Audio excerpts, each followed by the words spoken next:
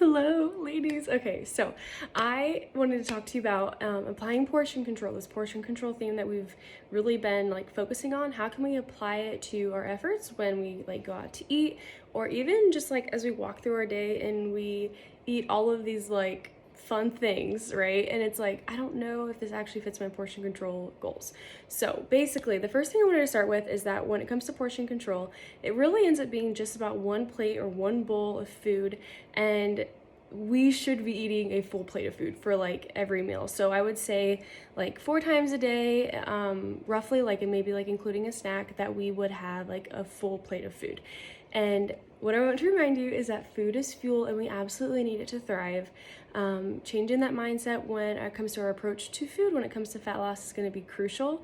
And the reason I say that is because it's so easy to be oh, if I eat too much food, I'm going to gain body fat, or I'm not going to lose body fat. But in reality, we were made to eat food so we could thrive. So don't let that scare you, and know that when you prioritize healthy nutrients and ingredients, really you the range of foods that you can eat is it feels never ending, and it feels so freeing.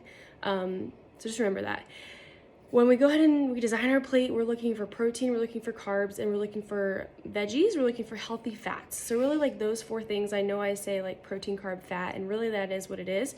But when we include those healthy greens or those vegetables, we really create some good volume, we really create some nutrient-dense meals. So that's the first thing. Where's my protein? Where's my carb? Is there healthy fats in this meal? And can I include any greens?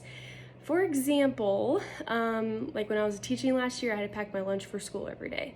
And no joke, every single morning when I packed my lunchbox, that's what would go through my head. Where's my protein? Where's my carb? Where's my fat?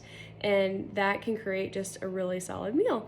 And so sometimes I know life's crazy, and sometimes meal prep can be hard, but really when you cook your protein in bulk and you cook your carbs in bulk and you cook with healthy fats, it really can check those check boxes off really simply.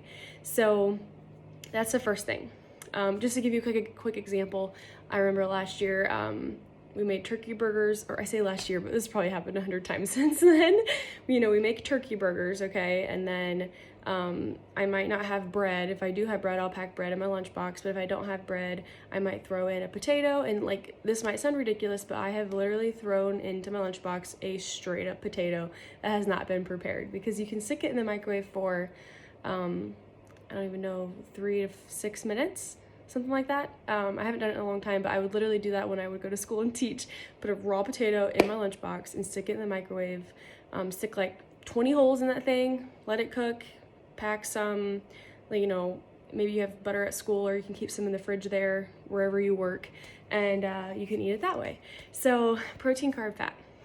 Now let's say you're going out to eat, or you're just going about your day, enjoying different company, and now I'm trying to apply portion control to all these other fun things I'm doing.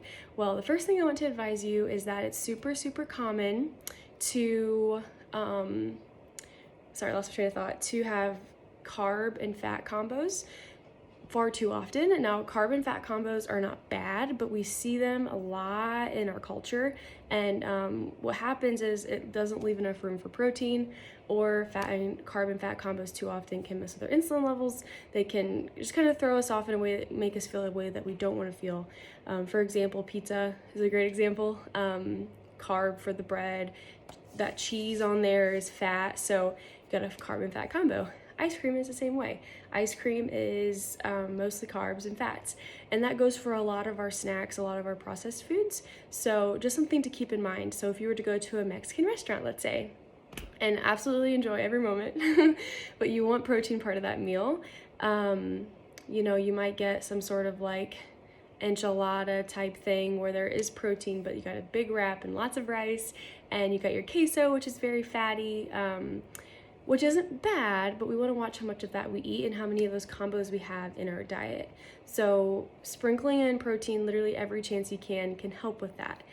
Good example, I'm a mom now, yay, I love being a mom, and Jayla just fell asleep, and I knew I needed to eat food, because the second she wakes up, it's hard to eat because you gotta hold her and you gotta eat with one hand. So I was like, okay, what can I eat right now, as fast as I can? And so I took a heaping pile of cashews. I mean, maybe not a heaping pile, but a handful of cashews, ate those, ate some cheese, some blocked cheese, and some craisins. So far the cashews are protein and fat. The cheese is mostly fat. We have more nuts, which is fat and protein. And then I literally pulled out of my fridge and just kept it cold. I just ate chicken.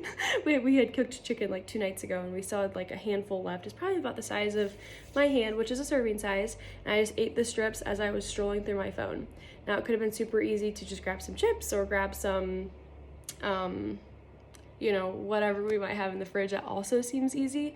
But in my head, I knew I only had so much time to eat, and so I wanted to make sure I got my good, solid protein source in, which in that case was chicken. So when you're in a pinch, where can you throw in protein? Where can you kind of minimize your fat and carb combos?